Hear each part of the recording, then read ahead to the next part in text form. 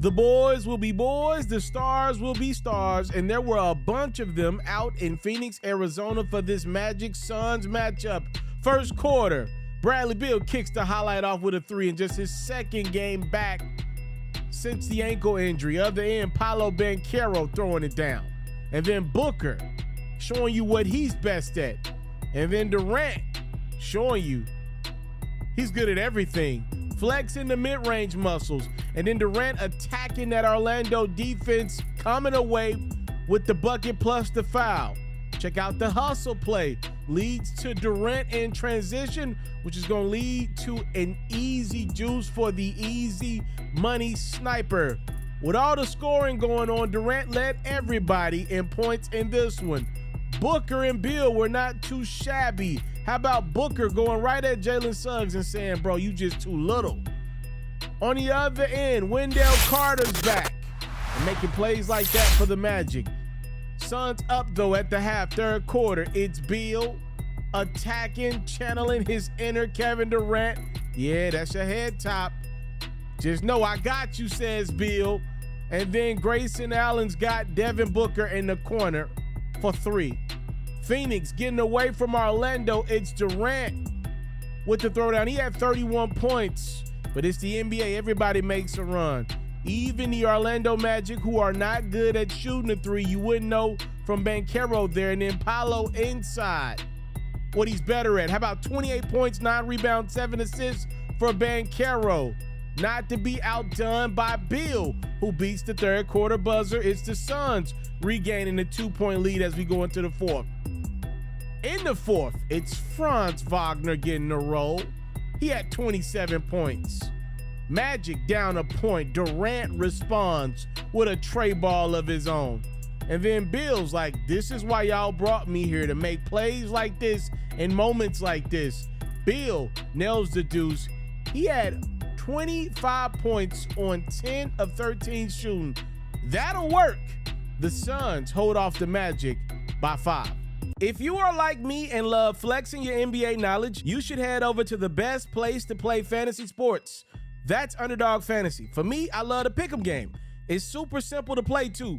All you got to do is go to the Underdog Fantasy website or app, pick whether a player will have a higher or lower stat line for that game, get all your picks right, and you can win up to 20 times your money. And when you sign up, if you use my code FERRO, your deposit will get doubled. You can't beat that. Again, head over to today's sponsor, Underdog Fantasy's website or app, use my code FERRO, and your first deposit will get doubled. Zion Williamson is a happy man as the New Orleans Pelicans welcome LeBron James and the Lakers into their building. Let's not forget, the Lakers show no mercy to the Pelicans in the in-season tournament. Well, this was an opportunity for the Pelicans to get some get back. Zion with the throwdown. And then off the Williamson turnover, he tries to get it back, finds his way to the ground trying to block number 23 in purple.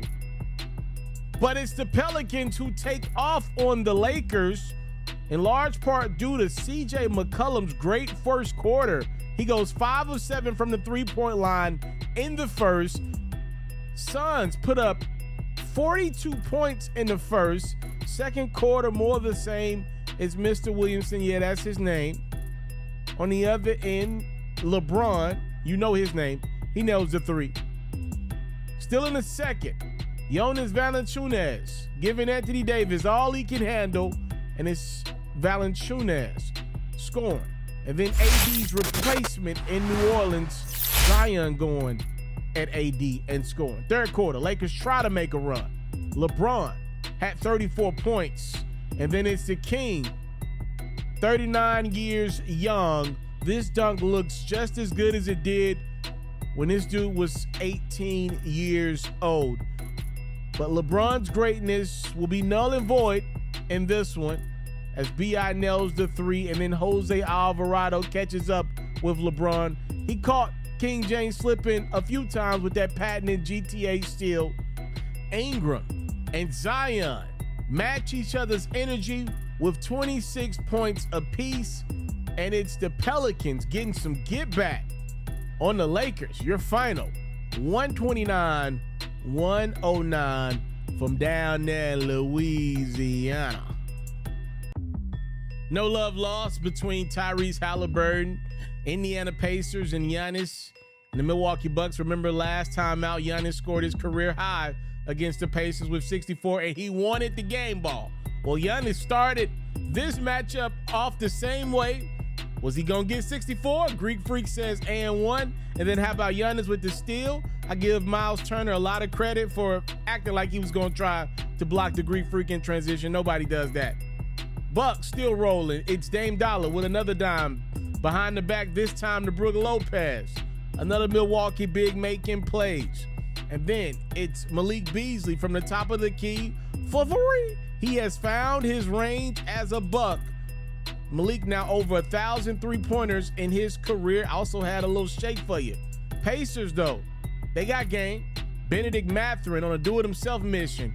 Deuce plus the foul. I've been in the weight room, says Mathurin. And then off the steal, it's Halliburton finding Obi Toppin. And we already know what he can do when he gets to rock with a full head of steam. The Bucks get back to the Giannis show, which is a good idea. The Greek Freak scored in the second, and how about the Greek Freak scoring in the third? Didn't have 64 in this one, but definitely put in work. How about 30, 18, and 11 for Giannis? But the story for the Bucks continues to be the poor shooting of Dame, especially with these big guards, just 3 of 16 from the field. And then how about Halliburton and the Pacers taking advantage of that? Tyrese with the score, and then Tyrese finding Mathurin in transition after the big block from Miles Turner on Giannis. He did catch up with Giannis. And then Halliburton taking over late, just blowing past Dame. Where's the D from Lillard? It was not in Milwaukee in this one. Neither was the O, as the Pacers come back to down the Bucks. 122-113 is your final. We're brothers. NBA matchup of twin bros, Asur and Amin Thompson getting it on as the Rockets and Pistons get it on. First things first, though, let's show love to Fred VanVleet.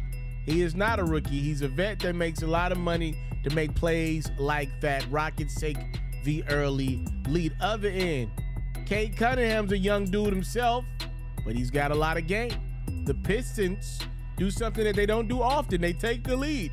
And here's Amin Thompson going right down the lane, blowing past bro. And then how about Uncle Jeff Green? He is for sure not a rookie. That I know, but the Unc can still get up. Jeff with the baseline throwdown. And then Unc feeds the young fella, Amin. Amin Thompson had 12 points. His brother, Asur, had just 5. Asur's a lot more known for his defense, though. Pistons get some buckets from a few of their young guys. Jay Navi and Jalen Duran help bring back Detroit off the missed 3 from Cunningham. How about Duran right there to clean up the mess? Durant had 12 points and 14 boards. Third quarter, it's all Houston. They got a lot of weapons. They young, but they good. None better than this dude, Alperen Sengun, on the cusp of being an NBA star. Sengun making James Wiseman look silly. Then how about Sengun with a beautiful bounce pass to Jalen Green for the reverse. And then Sengun still making mincemeat of Wiseman. How about Sengun? One hand plus the foul. He had 26 and 9. And putting this one away was Jalen Green. He was hot from deep in this one. 5 of 9 from the three-point line. 22 points for Green. It's the Rockets helping them win battle number 1 against Asur and the Pistons. Welcome back, Kyrie. The Dallas Mavericks are in Utah. Never an easy place to play, but hey, it's kind of nice when your star player is doing things like that pregame to kind of ease you into this one. Luka not only can kick the rock, he can shoot it too. He nails the 3. Jordan Clarkson, though, is going to become the story of this one. He finds Larry Markkinen for 3, and then Clarkson is going to keep it and score it. Every point, assist, and rebound that Clarkson accumulated in this one is going to be very important as he closes out the first quarter with a jam. The Jazz are up by double digits, and then more Clarkson. Behind the head we go. It's Chris Dunn for sure. Jazz up a bunch. Dallas struggled a little bit to help Kyrie get back acclimated to the action. Irvin nails the three there, and then Luka keeping it himself and scoring it himself. Luka had 19 points, 6 rebounds, and 14 assists. Very random stat, by the way. Despite not getting a triple-double in this one, Luka has 62 career triple-doubles. Keep that in mind, as Derek Lively shows you some post-action with the score. Jazz, though, are going to take care of business. John Collins with the score. And then how about Clarkson? Another bucket. And then Sharon is Karen. How about Clarkson finding Walker Kessler inside for the reverse? Speaking of Clarkson, how about Jordan Clarkson notching the first triple-double for the Utah Jazz as an organization since 2008? It's been nearly 16 years since a Jazz player had a triple-double. Just to keep in mind, Russell Westbrook has 199 triple-doubles in his career. Jazz get the easy win over the Mavs. Welcome to the Big Apple. OG Anunoby making his New York Knickerbocker debut with the Minnesota Timberwolves in town. First quarter, the Knicks waste no time getting OG involved in the offense. He nails his first bucket as a Knick. Other end, OG gets a front row at some Knick defense. How about Isaiah Hartenstein rejecting Rudy Gobert at the rim? And then on the other end, it's Julius Randle taking advantage of the situation. Randle had 15 first quarter points, not to be outdone by this dude. Anthony Edwards matched his energy with 15 first quarter points. Second quarter we go. Quinn Grimes is going to find Jalen Brunson in the corner for 3. That's a really good decision to find that dude for 3. Brunson had 16 points. How about the cutting OG? It's Anunoby finishing. Third quarter, the Knicks gained some momentum in this game, and they gained some momentum in the fast break. Dante DiVincenzo with the bucket. And then Anunoby, a corner 3. This was all a part of OG's 17.6 rebound debut. The Knicks are rolling past the T-Wolves late in the third, but here comes Minnesota. Edwards drills 3 of his 35 points. And then in the fourth, it's Karl-Anthony Towns going to work. Cat, not once, but with a game so nice, you probably should do it twice. Cat nailed 3 3-pointers. He had 29 points. The T-Wolves within striking distance, but then the Knicks close that door. It's Randle inside, not once, not twice, but he also's got a game so nice, he should probably do it twice. Randle led everybody in scoring with 39 points. Huge first quarter, he had 15, and Randle also had a huge fourth quarter, he had 12. Knicks win it 112-106.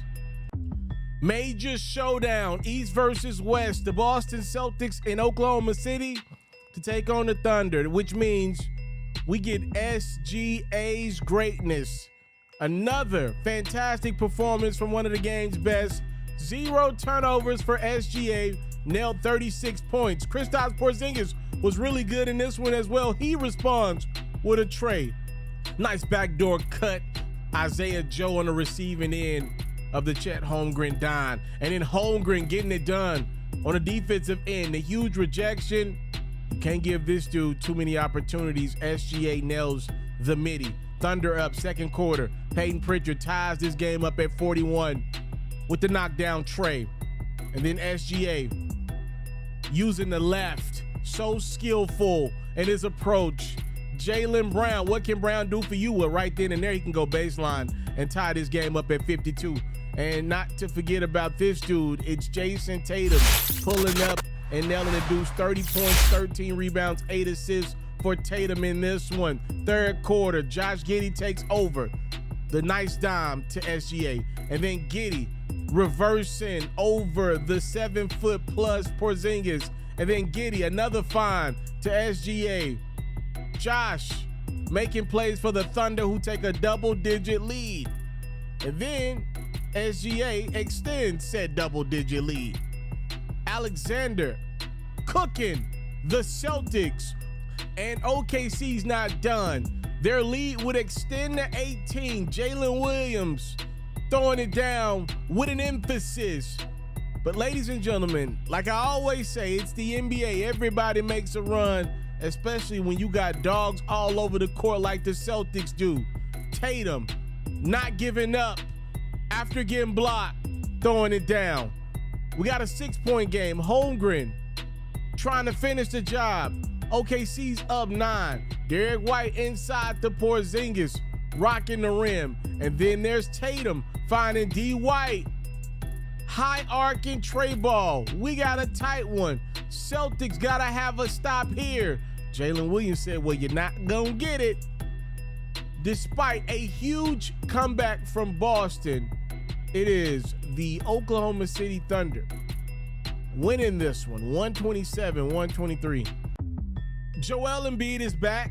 Ankle injury kept the big fella sidelined for 4 games. While he was gone, though, Philly taking care of business, and this game against the Bulls was no different. Joel Embiid doesn't look like he missed a beat, and it's pretty much all Philadelphia in this one. You saw an Alex Caruso bucket, but the Bulls didn't do much of that as Kelly Oubre nails the 3 and blows the kiss. I believe that one was to Caruso. Not sure who the kiss was for, but I know who this 3 was for. It was for Andre Drummond as Embiid nails it. And inside we go, it's Oubre. Man, he had a lot of comments for Chicago in this one. A little taunt from Oubre. By the way, I'm definitely going to taunt you when I got my big fella back, Embiid, scoring. This game is already out of hand, as you can see in your bottom corner. The score is already 49-26, and it gets worse. Embiid pulling up over 2. Yeah, this Chicago Bulls team, man, they are not good. Embiid nails the 3 ball. We already up to 27, and things go from ugly to even worse for Chicago. Ugly turnover, easy deuce plus the foul for Tobias Harris. It's 73-42 at the half. Third quarter, Tyrese Maxey continues to shine, showing you the grind. 21 points for him.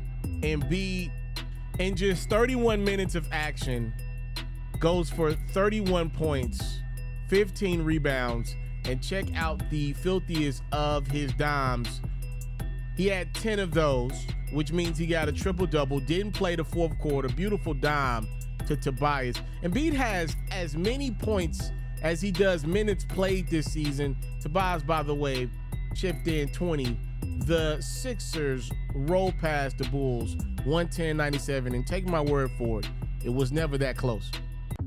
Paolo Banchero and the Orlando Magic had a not-so-fun experience in Steph's house as the Magic try to take down the Warriors in the Chase Center.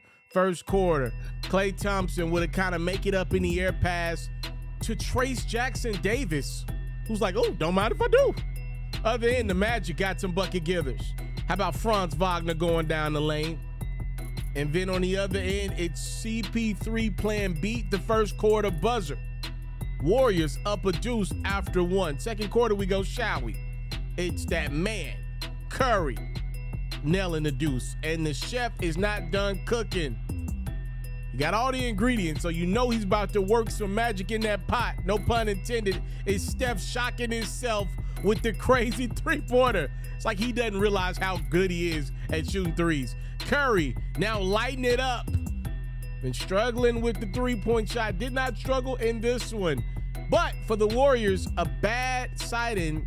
Gary Payton II just seemingly can't get right. He kind of trips and then ends up hurting his hamstring. He will leave the game, not return. He's going to miss some more time.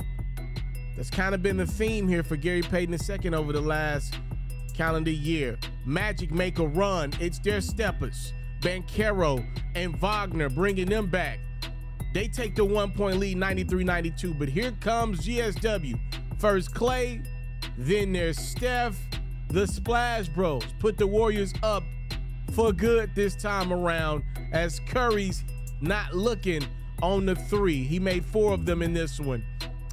And I think you know how this highlight ends at this point. It's Curry with one of his 4 dimes to Jonathan Kuminga, who literally glides when he's in the air. 6 rebounds, also 36 points for the chef, Steph Curry. And it's the Golden State Warriors notching a 121-115 win over the Orlando Magic. First time we get to see Ja Morant versus Victor Wembanyama. Memphis Grizzlies hosting the San Antonio Spurs. And let's just say Wembanyama and Morant, neither of them were scarred. First quarter, it's Wemby winning the first round. The block on Ja, and then the beautiful find from Devin Vassell to Wembanyama, who throws it down. Trust and believe, though, Wemby would pay for his sins on Ja later. Desmond Bane, for right now, though, scores the rock. And then on the other end, the Spurs get that thing to Wembanyama again, and that's a good idea. Wembanyama with the throwdown, and then Victor showing you the range. 20 points for Wembanyama. He also was on the receiving end of a couple nasty highlight plays from Ja. As you see, Morant loves to switch with Wemby on him and just pops the three-pointer after a little shake and bake action. Wembanyama trying to get some get back. He goes one-legged three-pointer. Yes, that bad boy does fall. Kevin Durant, Dirk Nowitzki-esque tray for Wemby. Bang. Mid-range jump shot is money. And then Ja, it's like, I'm just going to get it to my mans. Desmond had 24 points on 11 of 17 shooting. Memphis now out in front. It's Luke Kennard lining up a tray ball and knocking it down. The Grizzlies are now up 15. Now let's have some fun. First off is Keldon Johnson. A huge throwdown. And I don't know what went off in Ja's mind, but now he wants some of the highlight action. Morant, a nasty layup on Wemby. And this time around, Ja's not laying nothing up. It's Ja blowing past Wemby. But he's so tall, Wembanyama's able to recover only to get dunked on. Yeah, that's a poster from Ja Morant on Wembanyama. I told you Victor would pay for his sins. Morant had 26 points, 10 assists. The Grizzlies get the 8-point win. Welcome to another episode of the Who's FERRO podcast. I am yours truly, the one and only FERRO. I hope you enjoyed some highlights from the last few nights in the NBA. Yeah, you saw Victor Wembanyama try his best to go at Ja Morant and the Memphis Grizzlies that have been playing some decent ball since Ja returned. Yeah, Wemby after the game was asked about Ja, and I respect Wembanyama's response to the reporter. He was like, yo, Ja's a good player. He's very small, so it's hard to catch up. He's very fast. Just another great player that I see every night. I thought that was a very ironic comment because in this game, Wembanyama pulled out that one-legged three-pointer. And for the most part, we really ain't seen Wemby go in that bag of the one-legged shots like he used to before his professional basketball career in the NBA, because you got another great player coming your way pretty much every damn night, if not 4 or 5 great players on some of these squads. And I think Wembanyama, who it was playing really well this year, right? Him and Chet Holmgren have taken on the challenge of being rookies ready to go and be productive pieces to a team. Now, the Spurs are nowhere near the Oklahoma City Thunder in their trajectory as of right now. They're going to need a couple more lottery-type picks to get to that spot. But I respect Wembanyama for taking on every challenge. He's talking to Greg Popovich, the Spurs legendary head coach, about playing more. Pop is like, nah, you about to play less. We're sitting you out on some of these back-to-backs. We're limiting some of your minutes. But I've always respected Wembanyama's approach to this season, and I've always respected Chet Holmgren's approach to this season. These dudes want to play. And going out there and going at guys like Ja Morant on any given night is a part of the job. And I think if you're an NBA fan, you got a very promising start this year to 2 what could easily be legendary careers in Wembanyama and Chet Holmgren. The problem is you got other guys around the league like the Ja Morant of the world that believe their careers are going to be legendary as well. Real quick, I want to show some love to today's sponsor one more again. It is Underdog Fantasy. Here are some of my picks for tonight in the NBA. Yeah, we're doing a bunch of them bad boys. As you can see, some highs, some lowers. We all over the place. Please, if you have not done so, sign up for Underdog Fantasy right now. It is the best place to play fantasy sports. Use the code FERRO. That's my code. Yeah, FERRO. And we're going to match your first deposit up to $100. All right? Make sure you tap in Underdog Fantasy. Use the promo code FERRO. And we're going to match that first deposit. That I can promise you.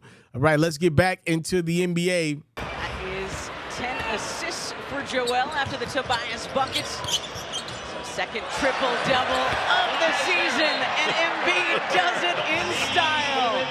The no-look to Harris for the throwdown. Where Joel Embiid continues to dominate. This dude is just on another level right now. When you look at the narrative that surrounds his season, I don't think there's a world where Joel Embiid doesn't win MVP statistically. The only thing that can stop Joel Embiid is games played.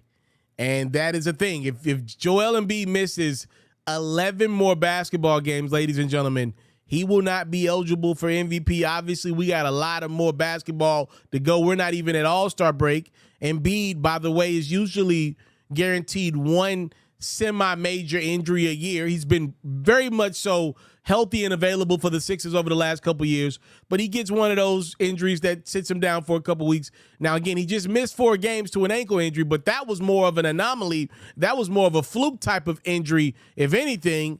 Sixers know, Embiid's going to miss some time here or there. He's a great player, but he's 7'2", moving like a freaking point guard.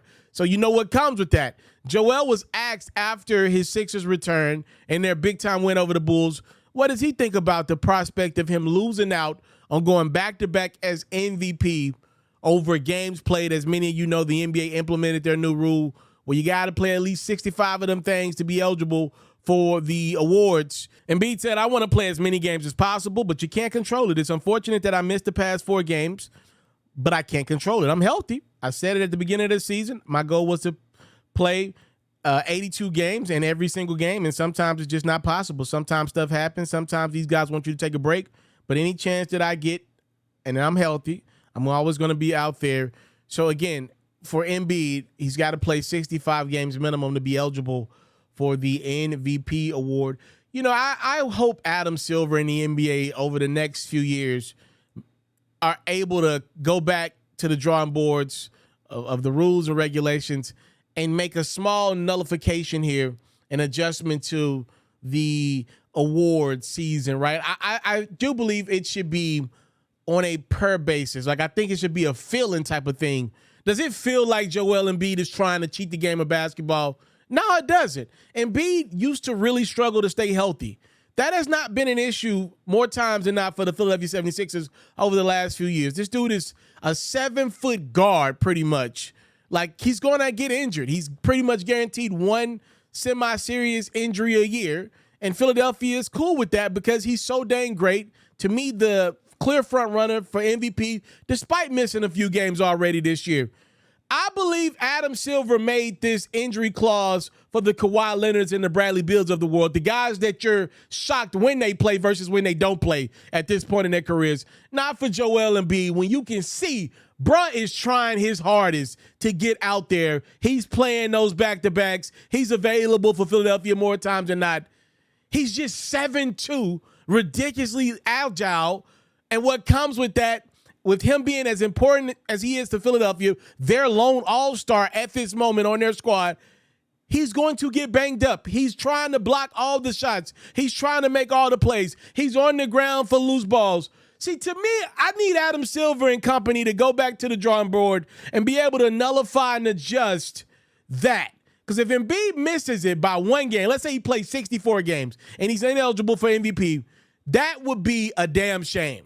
To me, he is clearing the way the MVP thus far this season. Y'all let me know your thoughts on the MVP award and who is your front runner so far this season.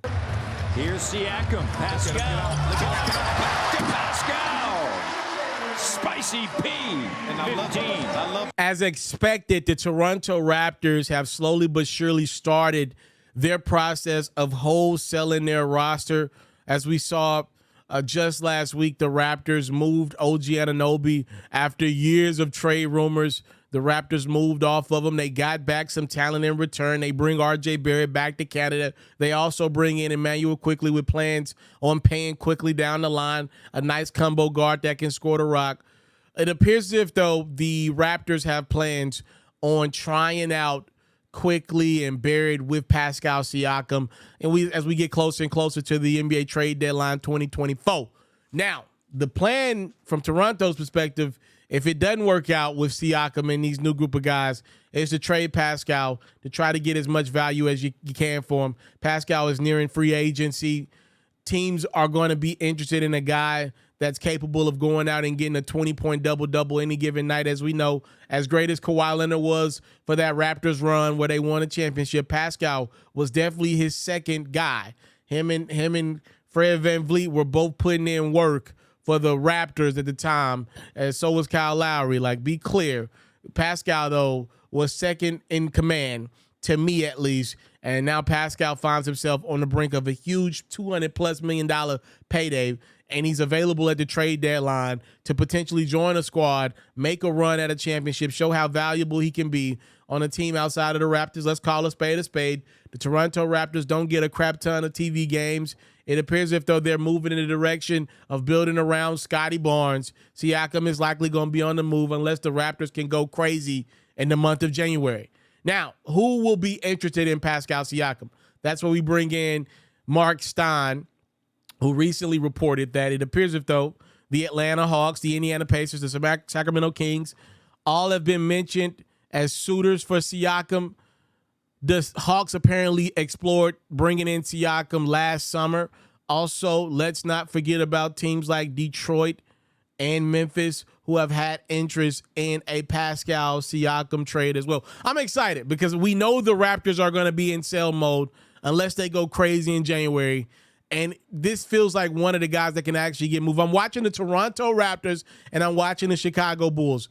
I don't think this will be one of those trade deadlines where we see a lot of stars get moved, because if you look at where the standings are right now, out east, out west, yes, we got a couple great teams like the Celtics, like the T-Wolves, but nobody's really running away with things on either side of the conferences here. So you got a lot of teams that feel as if, though, they're one rotational piece away from getting over the hump, one vet away from getting over the hump. A lot of teams are still in contention out east, out west. Also, you mix in the play-in tournament, got a lot of people feeling good about their chances. If you look at number one out west, some of these veteran teams like the Warriors, the Lakers, the Nuggets, the Suns, you got to believe they feel as if, though, if they could just get into the party, they can get into the dance, they like their chances even as an 8 seed. I think everybody pretty much likes their chances out west as long as they can avoid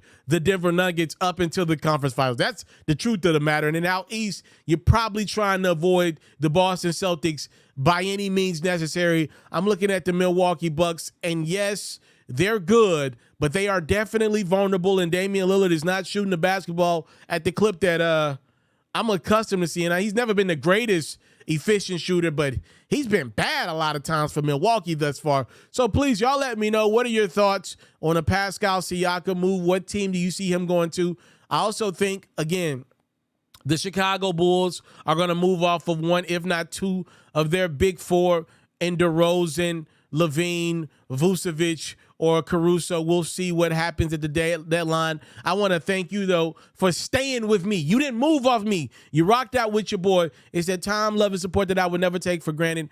Thank you for tuning in to another episode of the Who's FERRO podcast, enjoying a highlight, enjoying some great commentary, and also enjoying some great underdog fantasy picks. It's that time, love, and support that I would never take for granted. Until next time, salute. I want to salute you, homie, for building your own thing and doing your own thing. Why build theirs when I believe I can build my own? You've already done it, or I wouldn't be here. I'm already the only elite sports and music journalist in the game today. My goal is simple, to be the best there's ever been. So please don't go. Make sure you subscribe and follow the journey. It truly means everything to me. I tell stories. I talk music. I cover sports. I am culture. I am FERRO.